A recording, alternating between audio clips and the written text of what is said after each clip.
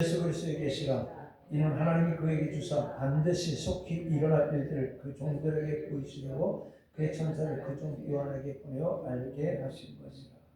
네. 자, 지난 주간까지 우리가 로마서를 이제 살펴봤습니다. 오늘 이 시간부터 이제 요한계시록을 한번 살펴보려고 하는데, 제가 어렸을 때, 또 제가 신학교 다닐 때는 많은 목사님들이 구약의 에스겔서와 다니엘서, 그 다음에 신약의 이 요한계시록을 공고별하게 설교를 안 한다, 이렇게 말씀하셨던 목회자들이 참 많았던 것 같아요.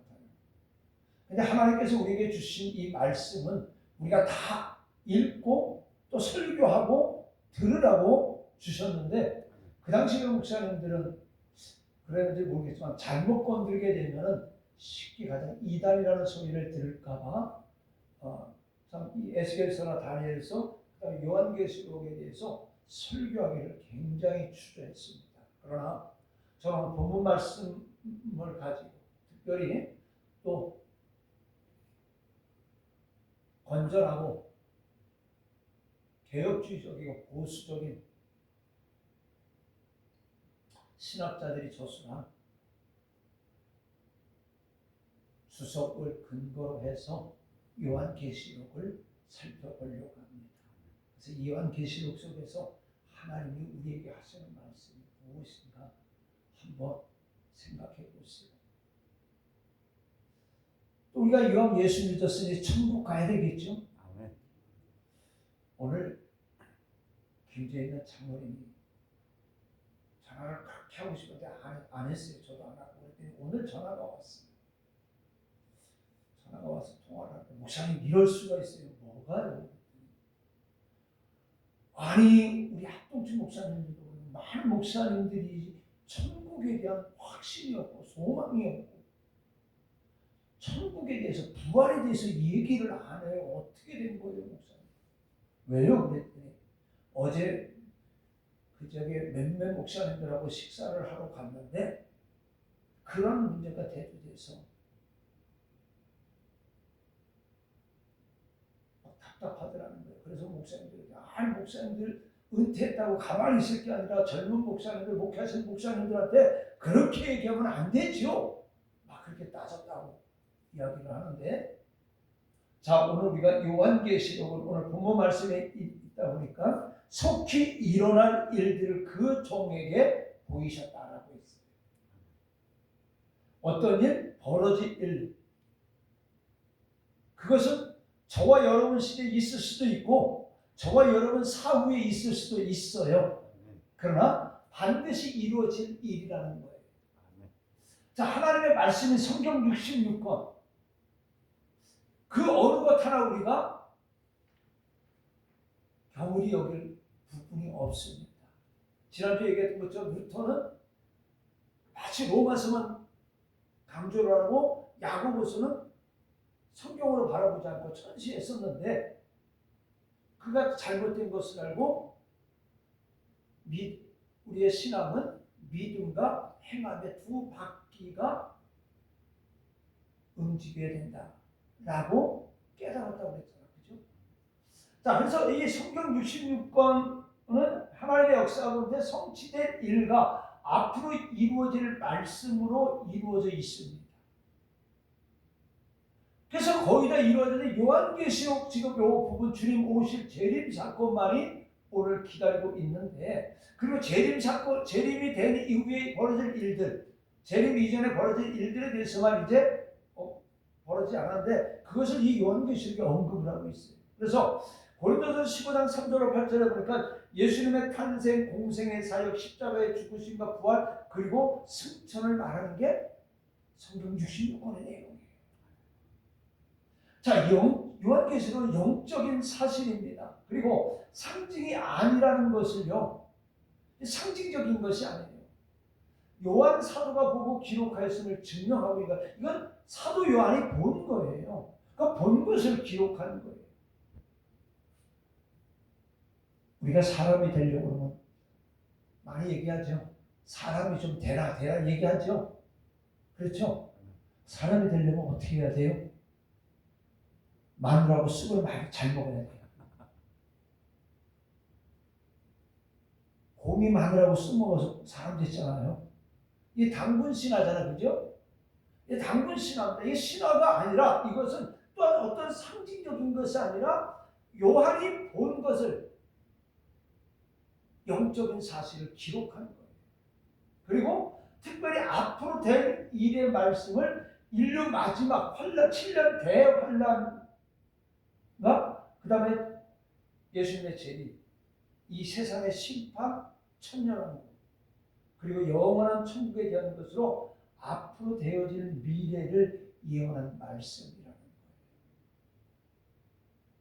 그래서 어떤 사람들은 과거의 요한계시록을 금기의 책으로 봐서는 안 된다. 예수님만이 이 문제를 해결할 수 있을 것이다. 그러면 이 요한계시록 주지 말아야 되죠.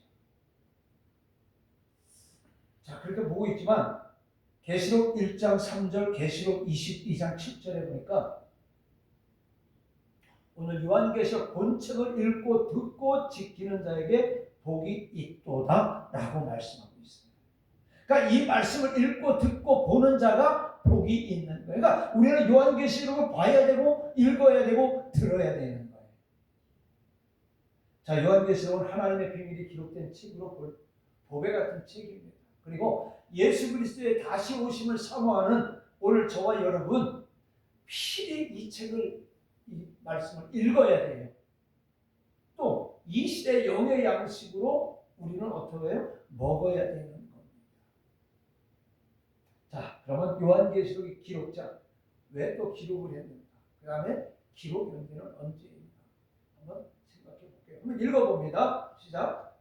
요한계시록의 기록자는 사도입니다. 도미티아.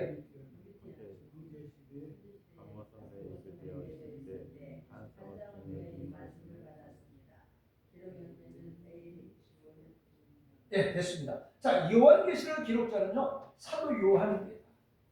자, 그는 로마식의 도미티안 황제 시대 때 이 밤모섬의 유배를 갑니다. 그리고 거기에 있을 때 환상을 통해서 이 말씀을 받았다라고 1장 9절에 말씀하고 있습니다. 자, 그러면 이것을 기록한 데는 언제냐? AD 95년에서 96년. 보편적으로 95년을 많이 보고 있습니다. 이제 이렇게 학자에 의해서 조금씩 달라지는데 많은 학자들의 의견은 95년을 이렇게 두고 있습니다.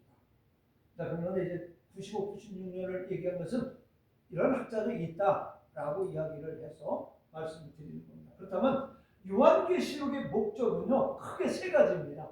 그러니까 우리가 요한계시록 이제 읽고 공부를 할 때에, 우리가 말씀을 들을 때에 이 세 가지를 염두에 두고 있으시기 바랍니다. 첫 번째, 예수 그리스도의 최종 승리를 보여주기 위해서입니다. 내일 새벽 설교가 죽음의 승리라는 말씀이에요. 자, 예수님이 죽으심으로 승리했죠.